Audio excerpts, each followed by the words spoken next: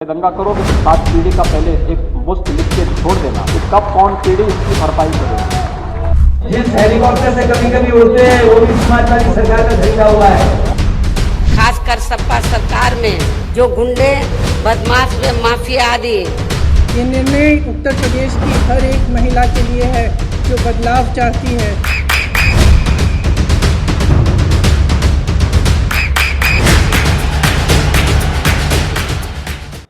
नमस्कार, मैं हूं आलोक त्रिपाठी और आज हम बात करेंगे अपने दल की राष्ट्रीय अध्यक्ष और केंद्रीय मंत्री अनुप्रिया पटेल जी से।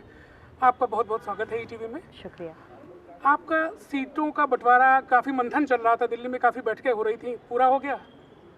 शुरुआती चरण की सीटें तो क्लियर हो गई हैं, लेकिन आखिरी दौर की सीटों में अभी कुछ समझ लीजिए पेच फंसा हुआ है, तो अभी मंथन जारी है, उनको भी फाइनल कर लेंगे। शुरुआती चरण की जो सीटें जैसे जैसे हमारी सहमति बनती जा रही है वैसे वैसे हम प्रत्याशी भी घोषित करते जा रहे हैं, तो अभी कुछ समय लगेगा। अंतिम चरण में जिन सीटों पर अभी थोड़ी सी टकराव की स्थिति है वो भी समाप्त हो जाएगी। अभी अपना दल को कितनी सीटें मिली हैं बंटवारे में? नहीं, अभी तो जब तक पूरा बंटवारा ना हो जाए तब तक कोई संख्या स्पष्ट करना मेरे लिए संभव नहीं होगा। अभी कुछ सीटें हमारी, जैसा कि मैंने कहा कि चर्चा में हैं, उन पर थोड़ी सी अभी खींचतान चल रही है। लेकिन एक नंबर तो तय हुआ होगा कि इतनी सीटें तो हमको मिलेंगी बंटवारे में। अभी कुछ सीटें हैं चर्चा के दायरे में, इसलिए मुझे लगता है कि कुछ समय बाद स्थिति स्पष्ट हो जाएगी, तब मैं आपको एक सही आंकड़ा दे पाऊंगी। आपने आजम खां के बेटे के खिलाफ प्रत्याशी का ऐलान किया है, एक गठबंधन का पहला मुस्लिम प्रत्याशी है, क्या रणनीति है इसके पीछे? भाजपा से बात हुई थी आपकी? नहीं, देखिए, सीट हमारे खाते में है तो प्रत्याशी हमें तय करना है। भारतीय जनता पार्टी का हमारी सीटों पर कोई हस्तक्षेप नहीं है और ना ही उनकी सीटों पर हमारा कोई हस्तक्षेप है। हमने एक युवा उच्च शिक्षित चेहरे को मौका दिया है और वहाँ का एक प्रतिष्ठित राजनीतिक परिवार है और रामपुर की जनता का उनसे एक जुड़ाव है, लगाव है, तो मुझे लगता है कि एक स्वच्छ और ईमानदार छवि के युवा उच्च शिक्षित चेहरे को हम अगर मौका देते हैं तो रामपुर की जनता निश्चित रूप से इस बार परिवर्तन करेगी। आप गठबंधन की एक बहुत तेज तर्रार नेता हैं, आप युवा हैं, अभी पहले और दूसरे चरण का प्रचार बहुत तेजी से चल रहा है, आप प्रचार में अभी वहाँ नहीं दिखाई दिए। देखिए, ऐसा है कि हमारे अभी जो कैंडिडेट हैं, उधर एक सीट पर जो हमारे कैंडिडेट हैं उन्होंने अभी नामांकन अपना दाखिल किया है और हमारे जो कार्यकर्ता हैं वो निरंतर उधर प्रचार में लगे हुए हैं। और आप जानते हैं कि बहुत कोई बड़ा कार्यक्रम तो हम लोग नहीं कर सकते हैं, लेकिन वर्चुअल मोड पे हमारी पार्टी एक्टिव है और बाकी फिजिकल मीटिंग इलेक्शन कमीशन की बाध्यताओं के बीच में हमारी पार्टी भी आयोजित कर रही है। तो ये तो तय हुआ होगा कि एक दूसरे के कैंडिडेट के लिए प्रचार करेंगे, तो मेरा प्रश्न यही था कि भाजपा के लिए प्रचार करने आप वहाँ पे? नहीं, देखिए, बातचीत चल रही है, प्रचार की, कैंपेन की भी एक रूपरेखा पूरी तैयार की जा रही है, क्योंकि अभी हम सीटों के बंटवारे के मसले में थोड़ा सा अभी उससे निपटारा नहीं पा सके हैं, तो मुझे लगता है कि कुछ समय बाद जो हमारा एक संयुक्त कैंपेन होना है उसको भी हम प्रारंभ कर देंगे। आपके पार्टी का जो एजेंडा है, स्वाभाविक बात है कि जो अभी चुनाव के बाद एक घोषणा पत्र आएगा जो भारतीय जनता पार्टी का, आपका जो अपना दल का जो एजेंडा है वो शामिल रहेगा? सरकार बनेगी तो उसको पालन करेंगे? देखिए, ऐसा है कि पिछली बार तो भारतीय जनता पार्टी के साथ हम मिलकर चुनाव लड़े, लेकिन सरकार बनी, भारतीय जनता पार्टी के पास अपना बहुमत था, हम साथ में ज़रूर रहे। इस बार हम फिर साथ में मिलकर चुनाव लड़ रहे हैं और समय समय पर क्योंकि अपना दल ने सदैव ही दबे कुचले वर्ग के लिए काम किया है, तो हमारे पिछड़े, दलित, कमज़ोर वर्गों के हितों से जुड़े हुए जो मसले आते रहते हैं, पहले भी हम भारतीय जनता पार्टी के साथ बात करके उनका निपटारा करते रहे हैं और भविष्य में भी उन मसलों पर निरंतर हमारी बातचीत, संवाद और सरकार में रहकर एक हमारा जो सकारात्मक हस्तक्षेप होना चाहिए जिससे समस्याओं का समाधान हो, वो निरंतर जारी रहेगा। आप संसद में बहुत बेबाकी से अपनी बातों को रखती हैं, राजनीति में आना आपका एक दुर्घटनावश था, अचानक आपके पिताजी के साथ हादसा हुआ और आपको राजनीति में आना पड़ा। आप जिन चीज़ों को, जिन सोच के साथ राजनीति में आई थी, आपको लगता है कि आप वो काम कर पा रही हैं, उस अपनी सोच को पूरा कर पा रही हैं? बिल्कुल, देखिए, अपना दल डॉक्टर सोनेलाल पटेल जी ने बनाया और अपना पूरा जीवन उन्होंने दबे कुचले, पिछड़े, वंचित समाज के हक अधिकार, उनकी भागीदारी, उनके सम्मान के लिए समर्पित किया। हम सभी के लिए वो प्रेरणा पुरुष हैं और उन्हीं के लिए, उन्हीं के विचारों को लेकर हम निरंतर आगे चलते हैं और हमारी पार्टी पूरे समर्पण के साथ सामाजिक न्याय की विचारधारा को और मजबूत करने के लिए और सुदृढ़ करने के लिए काम करती है। इसीलिए मैंने आपको बताया कि जब हम सदन में नहीं थे, विधानसभा में या संसद में, सड़क पर हमारा संघर्ष जारी रहता था। आज हमारी उत्तर प्रदेश के राज्य में उपस्थिति है, हम सरकार में भागीदार रहे, भारत सरकार में भी हम पहुँचे, लोकसभा में पहुँचे। हमने कोई ऐसा फोरम नहीं है जिसको छोड़ा हो। हर फोरम पे हमने निरंतर हमारी पार्टी की जो विचारधारा है उसको लेकर हमने काम किया है और उन मसलों पर हम खड़े रहे हैं। तो मुझे पूरा भरोसा है कि मेरी पार्टी जिन सिद्धांतों पर बनी है उसके प्रति मैंने ईमानदारी से काम किया है और मैं अपना 100% दे पा रही हूँ। मेरा आपकी संतुष्टि से मेरा प्रश्न था कि आप संतोष, आप ये जो काम कर रही हैं इससे आपको संतुष्टि मिल रही है कि हम काम कर पा रहे हैं? बिल्कुल, एक बेटी के रूप में मुझे संतोष है कि मैं पिता के आदर्शों को लेकर आगे बढ़ रही हूँ और मेरे पिता की जो एक ये विरासत है संघर्षों की, जिसमें एक व्यापक समाज हित छिपा हुआ है, मुझे लगता है कि ये मेरा सौभाग्य है कि मुझे समाज के दबे कुचले वर्ग के लिए काम करने का अवसर मिला है और अपना दल के माध्यम से मुझे ये अवसर मिला है। तो मुझे पूरी तरीके से संतोष है। मैडम, समाजवादी पार्टी और उसका गठबंधन, स्वाभाविक बात है कि आप जानती हैं कि आपकी माता जी का जो दल है वो समाजवादी पार्टी के साथ है। ऐसे में आपकी पार्टी को या आपके गठबंधन को कोई नुकसान होगा? नहीं, किसी प्रकार का कोई नुकसान नहीं होगा। देखिए, हम अपने कार्य, अपनी उपलब्धियों और अपने संघर्ष के आधार पर आम जनमानस, अपने मतदाता, अपने शुभचिंतक और समर्थकों के बीच में निरंतर आज पहले भी जाते थे, आज भी जा रहे हैं और मुझे पूरा भरोसा है कि जिस तरीके से हमने अपने जो हमारे पार्टी के साथ जुड़े हुए लोग हैं, जो जनता है, जो मतदाता है, उनके हितों के लिए जिस तरीके से अपना दल ने और मेरी पार्टी के कार्यकर्ताओं ने संघर्ष किया है, मुझे कोई संदेह नहीं है कि एक बार फिर से अपना दल और भारतीय जनता पार्टी और अब तो एक और सहयोगी हमारे साथ है निषाद पार्टी के रूप में, हम अपने प्रत्याशियों को जहां भी फील्ड करेंगे, जनता का भरपूर आशीर्वाद हमें मिलेगा। आपकी पार्टी का जो आधार था, कहा जाता था कि पूर्वांचल में के कुछ जिलों में आपका ज़्यादा वोट है, वहाँ पे ज़्यादा आपका प्रभाव है, लेकिन इस बार टिकटों में देखने को मिल रहा है आप कहाँ झांसी, बुंदेलखंड में या पश्चिमी उत्तर प्रदेश में प्रत्याशी अपने उतार रही हैं पहले, इसका क्या कारण है? तो देखिए, आप स्वयं समझ सकते हैं कि हमारी पार्टी के संगठन का कितनी तेज़ी से विस्तार हुआ है, पार्टी से लोगों का जुड़ाव कितना बड़ा है।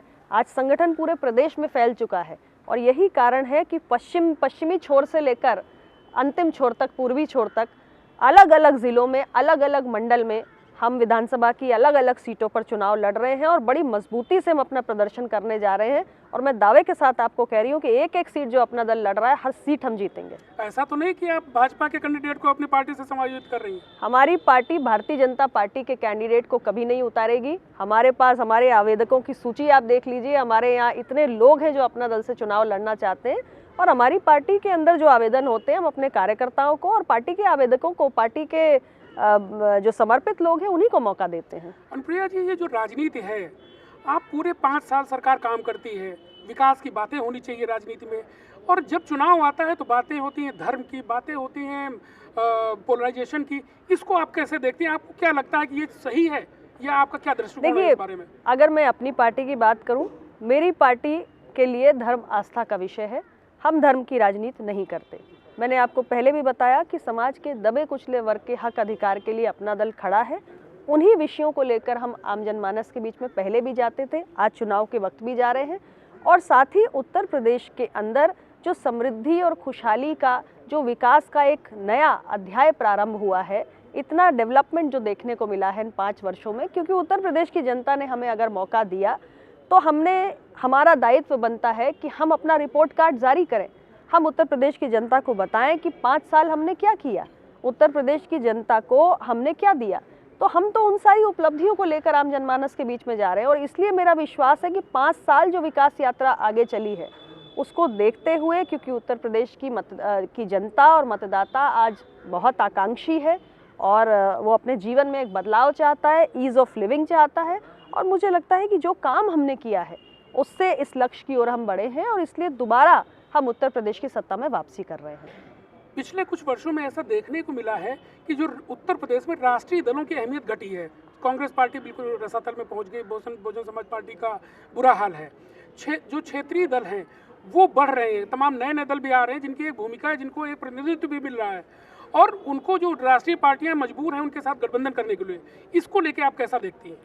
देखिए, राष्ट्रीय पार्टियां जो होती हैं अक्सर क्योंकि हमारा समाज जो है उसमें बड़ी विविधता है, अलग अलग वर्ग, अलग अलग जाति, अलग अलग मज़हब के लोग हैं और बहुत सारे उनकी ऐसी अपेक्षाएं होती हैं या आवश्यकताएं होती हैं या उनके ऐसे मसले होते हैं जिस पे राष्ट्रीय राजनीति केंद्रित नहीं हो पाती है या बड़े दलों का उस पर अटेंशन नहीं जाता है।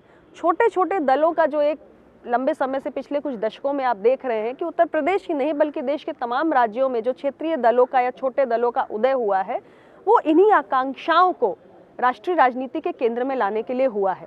तो मैं तो इसे लोकतंत्र के लिए एक शुभ संकेत ही मानती हूँ कि हर वर्ग की अपेक्षाओं की पूर्ति के लिए एक हमारे पॉलिटिकल परिदृश्य में एक स्कोप है, उनके लिए भी गुंजाइश है और राष्ट्रीय दल और क्षेत्रीय दल जब साथ में आते हैं तो मुझे लगता है कि समाज के हर वर्ग की अपेक्षा को पूरे करने में हम सफल होते हैं। इसी शुभ संकेत में एक अशुभ प्रश्न भी छिपा हुआ है। छोटे दलों पर परिवारवाद का प्रश्न उठता है और ये हमेशा ये बातें उठती हैं, ये बातें आपके ऊपर भी ये सवाल आता है, इसको आप क्या कहेंगी? ये आरोप कहाँ तक सही है? देखिए, ये तो छोटे दलों को कटघरे में खड़ा करने के लिए ऐसा नैरेटिव बनाया जाता है, लेकिन बड़ी पार्टियों के अंदर भी मैंने देखा है कि बड़े नेताओं की एक के बाद एक पीढ़ी जो होती है उस पार्टी में पदों पर रहती है, विधायक सांसद बनती है, पार्टी संगठन में काम करती है। तो ऐसा नहीं है, ये छोटे दल हों चाहे बड़े दल हों, जहाँ परिवारों में ऐसे लोग हैं कि वो राजनीतिक संस्कार उनको ट्रांसफ़र हो रहा है और वो पब्लिक सर्विस में आ सकते हैं, मतलब जनता के बीच में काम करने की योग्यता यदि है तो उन्हें मौका मिलता है, चाहे बड़े दल हो चाहे छोटे दल हो। डॉक्टर का बेटा डॉक्टर बन जाए तो कोई सवाल नहीं उठाता, आईएएस का बेटा आईएएस बन जाए तो कोई सवाल नहीं उठाता, नेता का बेटा नेता बन जाए तो सारे सवाल उठते हैं। तो देखिए, ऐसा है कि अगर योग्यता, प्रतिभा, राजनीतिक संस्कार अगली पीढ़ी में जा रहा है तो मौके छोटे दलों में भी हैं और बड़े दलों में भी हैं, केवल छोटे दलों पर ये लागू नहीं होता। किसान आंदोलन पे केंद्र सरकार ने रोल बैक किया, आप उसी सरकार में मंत्री हैं, आपको लगता है कि पश्चिमी उत्तर प्रदेश में आपकी सरकार को नुकसान होगा इसका? मुझे लगता है कि कृषि कानूनों की वापसी के उपरांत एक बेहतर माहौल है और आज का जो परिदृश्य है, क्योंकि किसानों के हक में एक नहीं तमाम फैसले मोदी जी की सरकार ने किए हैं। आप देख लीजिए, हमारी जो प्रधानमंत्री किसान सम्मान निधि है उसमें प्रदेश में करोड़ों किसानों को लाभ पहुंचा है। किसानों की जो छोटी मोटी ज़रूरतें होती हैं उसकी पूर्ति उस धनराशि से होती है, 6,000 रुपये जो दिए जाते हैं।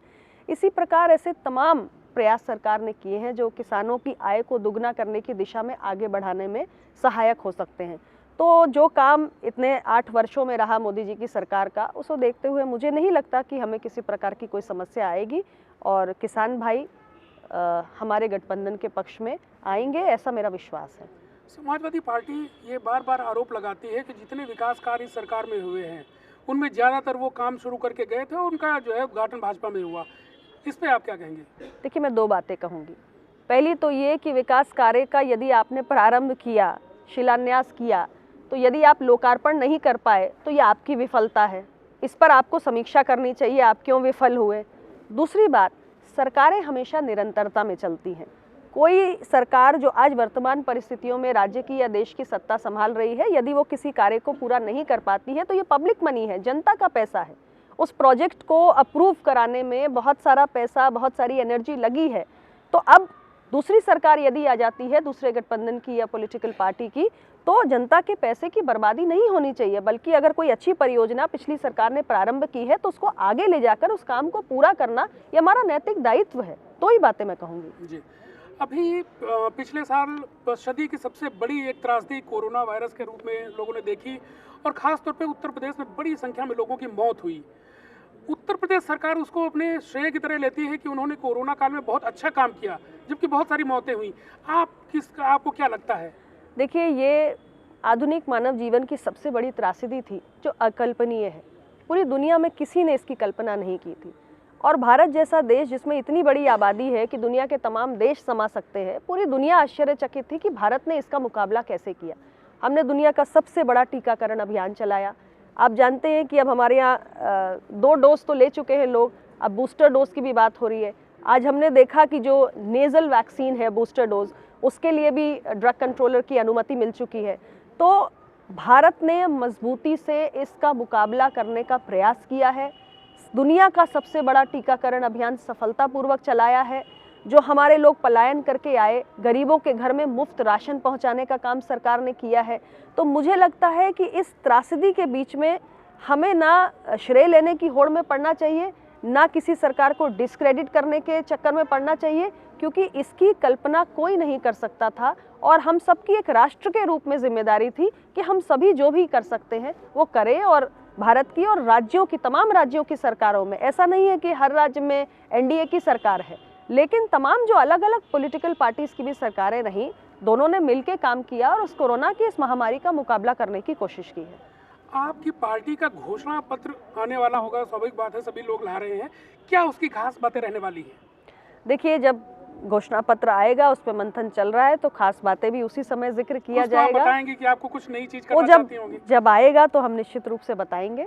और बस इतना ही कहूंगी कि कमजोरों के लिए अपना दल की लड़ाई जारी रहेगी। कितनी सीटें आपको अनुमान है कि इस चुनाव में भाजपा और गठबंधन कितनी सीटें जीत के आ सकते हैं? सीटों के आंकड़े की चर्चा मैं अभी नहीं करूंगी, लेकिन मैं इतना ज़रूर कहूंगी कि भाजपा और अपना दल और निषाद पार्टी की यानी एनडीए की सरकार बम्पर जीत की ओर बढ़ रही है। अनुप्रिया जी, हमसे बात करने के लिए बहुत बहुत धन्यवाद। बहुत शुक्रिया।